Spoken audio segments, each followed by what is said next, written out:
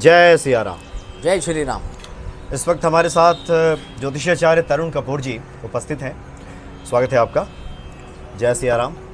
आज कुछ विशेष विषयों की बातचीत करनी थी जिसके बारे में आपसे मुलाकात हुई, तो हुआ कि क्यों ना कुछ भक्तों के प्रश्न को भी ले लिया जाए। बिल्कुल। एक प्रश्न ये है, और ये लगातार कई दिनों से प्रश्न आ रहा है कि अगर किसी व्यक्ति के जीवन में जो पापी ग्रह हैं अपना प्रभाव दिखा रहे हैं, जिसको कहते हैं कि मार्केश की दशा आने वाली हो या चल रही हो, बिल्कुल, ऐसे लोग क्या करें?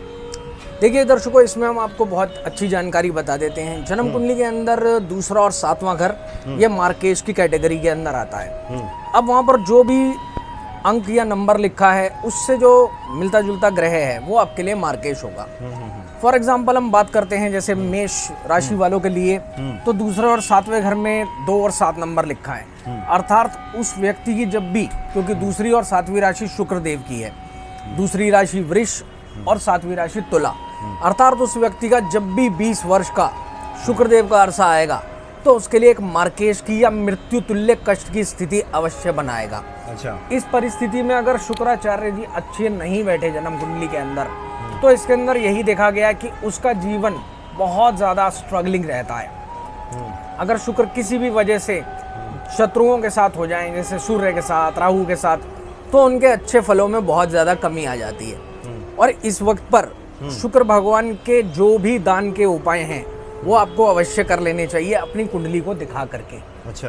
इसके अलावा देखिए जो अच्छा, ये बता दें, जो मार्केश की दशा आती है जी, क्या लक्षण होता है, क्या दिक्कत होती है उसमें? देखिए उसके पहले मान लीजिए शुक्र से पहले किसी भी व्यक्ति के जीवन के अंदर केतु देव का अरसा चल रहा होता है। अब उसी वक्त पर, क्योंकि केतु इसके बहुत अच्छे मित्र हैं, केतु अर्थात हमारा पुत्र, केतु अर्थात हमारा जमाई या फिर दामाद, धोते पोते, ये सब के सब केतु महाराज की कैटेगरी में आते हैं। और उसके अलावा मामा खानदान, फॉर एग्जाम्पल किसी का इस प्रकार का शुक्रदेव आने वाला है, या तो उसके मामा को कुछ हो जाए या स्वयं के पुत्र को कुछ ना कुछ दिक्कतें आ जाएं, चाहे वो पढ़ने की स्थिति हो या विवाह की स्थिति हो, या किसी भी तरीके से एक इंसान का थोड़ा सा डाउनफॉल शुरू हो जाए, तो इसका मतलब यह है कि मार्केश की दशा अच्छे नहीं जाने वाली है। अच्छा। उस वक्त पर ही अपनी कुंडली को दिखा करके उसके उपाय स्टार्ट कर देने चाहिए। क्योंकि देखिए असली व्यक्ति वही है जो अपनी आने वाली सिचुएशन से पहले ही तैयार हो। क्योंकि जब ये ग्रह पूरा पक्का अपनी एक गलत वाली पकड़ लेते हैं मनोज जी, उस वक्त पर उस ग्रह के उपाय करके अच्छे फल लेना ये बहुत ज़्यादा मुश्किल हो जाता है। अच्छा। इसलिए अच्छा यही रहता है कि हम मार्केश हो या जो भी क्रूर ग्रह हैं, शनि, राहु, केतु, सूर्य, मंगल, इनके उपाय करके चले, क्योंकि ये पांचों के पांचों ग्रह ही खतरनाक ग्रहों में आते हैं। इसके अलावा जो हमारे चंद्र देव हो गए, बुध देव हो गए, बृहस्पति देव या शुक्र देव हो गए, ये सौम्य ग्रहों में आते हैं। लेकिन दर्शकों, हम आपको फिर से ये चीज़ बता देते हैं कि मार्केश ग्रह आपकी कुंडली के हिसाब से कोई भी ग्रह हो सकता है। अच्छा, कोई भी हो सकता है। बिल्कुल।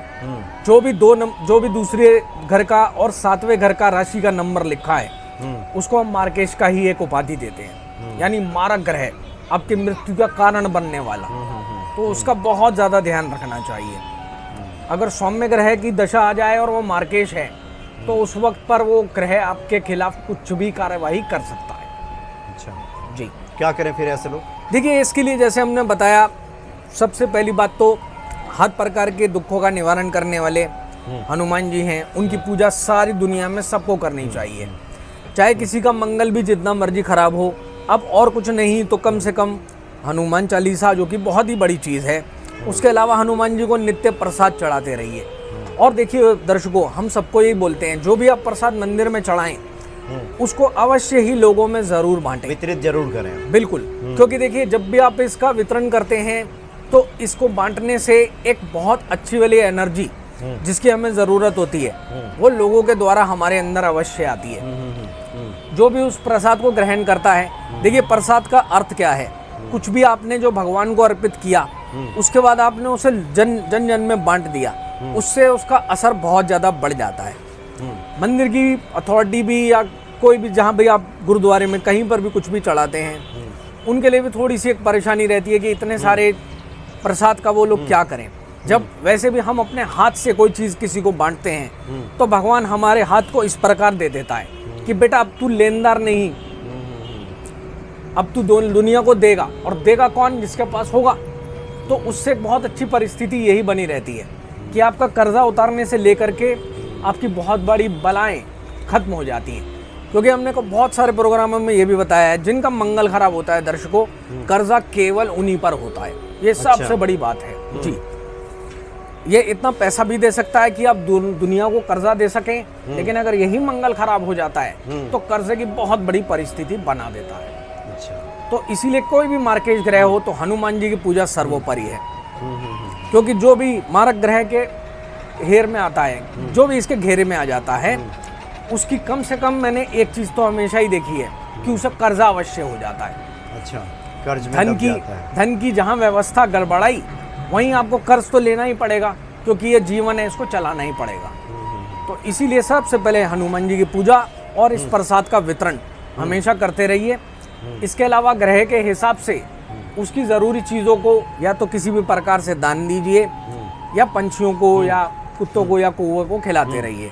वो चीज़ आपके लिए बहुत ज़्यादा बेनिफिशियल रहेगी। तो मार्केज ग्रह से दर्शकों को घबराना नहीं चाहिए, इसका उपाय कीजिए और हमेशा सुखी रहिए जी। तो इस तरह के उपाय आप करें। तो चूँकि काफ़ी लोगों का प्रश्न था, इस तरह के जीवन में समस्याएं आती हैं तो ऐसे में क्या निराकरण हो सकता है, तो बातों के क्रम में आपने काफ़ी अच्छी जानकारी दे दी है। और भक्त इसको करें, पूजा आराधना में लगे, हनुमान जी की आराधना कीजिए, निश्चित तौर पे सुफल की प्राप्ति होगी। बहुत बहुत धन्यवाद आपका। जय सिया राम। जय श्री राम।